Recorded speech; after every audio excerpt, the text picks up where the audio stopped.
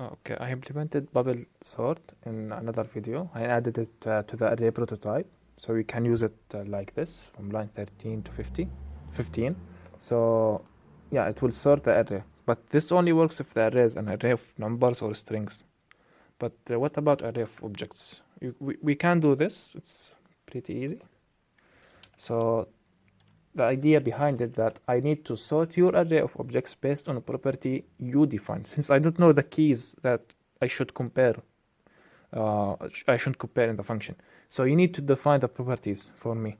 To do that, I will allow you to pass for me a callback function, which in each iteration I will pass the values I am comparing to your function, and I will compare the return value from these two functions. So as simple as that. So I will call this variable another name, r or obj. So array of objects dot bubble me. Now I will pass a callback function. I will destruct the value property and return it. So array of object is now a sorted array. The first value is 200 minus 10, then 0, 0, 10. This is basically means this line I am comparing the value of each object together. So if I compare, for example, the name, I need to structure it first. Yes, I have asserted array by name, but there is an issue here. I will just return the value. There is an issue here. If we use the bubble me in this array of numbers, it won't work. Fun is not a function, so we need to fix this. The quickest solution is before I do this, before I call your callback function, I will just check. If you pass the function, I will call it like this. Else, I won't use the function. I know I am repeating myself here. I will fix it in a moment. So I'll just compare the values as they are if you don't pass a function. So as you can see that both arrays are now sorted. If you pass a callback function, if you don't. But for these three lines which I copy and pasted, we can create a function called swap. Here I can use here an arrow function since and this will be bounded to the array. But why? Since I think in the previous video I explained why I'm using the function keyword, but here I can use the arrow since this in the arrow function will look to the binding from the outer scope of this. So what exactly this means? I know. Okay, so this in the arrow function here will try to won't be bounded. This is how arrow functions behave. So this will, the engine of JavaScript will try to finding a binding for this keyword from the outer function. The outer function, from the outer scope, sorry. The outer scope is this function, and this is bounded to the array that called this function. So that's why we can use an arrow function here. And we can add the code that swaps everything. And since we are using J, we need to pass it. So we can omit these and type J. So here I will just swap J. And since this is only one line, I can remove the curly braces. And also here.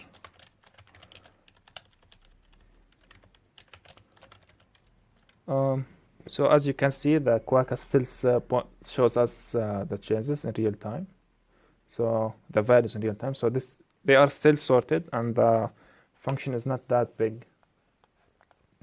I think maybe a next improvement we can do. Maybe we want to reverse this array. So how we can do that? I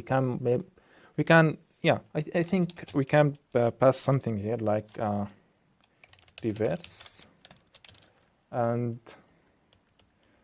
if this is true, if reverse is true, so I think, yeah, I'm not sure how exactly we can do this without repeating ourselves. I think if I think about it for a little while, I will figure out where, but you can't.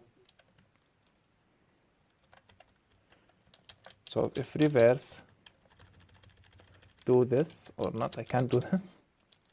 Yeah, So if reverse is true, just don't say if the previous element is bigger than. No, just if less than. I think I can do this here also. So if reverse,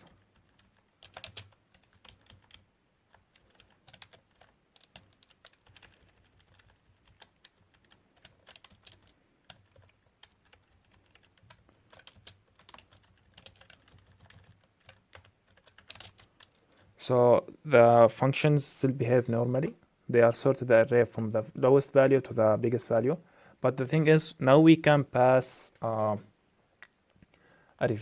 reverse value. So the default is undefined for it. So undefined means it's a falsy value. So here it won't come to this part or this part.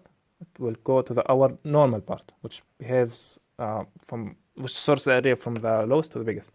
Now we just can pass here true, and notice what will happen. We will have from the we will have it reversed from the biggest value to the lowest value. And what about this one? We can just pass null for the function, then true. Now we will have it reversed from the biggest value to the lowest value. I think I said it wrong previously, but yeah, I think you get the point. This is pretty much, you can extend it. You can, for example, handle these cases. If the value is the same in the object, why the thing that we wanted me to sort is the same, just now sorted by another property. So yeah, now if the values are the same, sorted by name, or you can extend it. But I think, yeah, I think I showed you a way how we can do this, and I think it's interesting. And it shows how JavaScript is really powerful, especially these here. I like these. I think it's called if line if statement, but it has a unique name in JavaScript. But if you Google if line if statement, you will find what does this mean. This is basically an if statement, but have a different name in JavaScript. Anyway, thank you.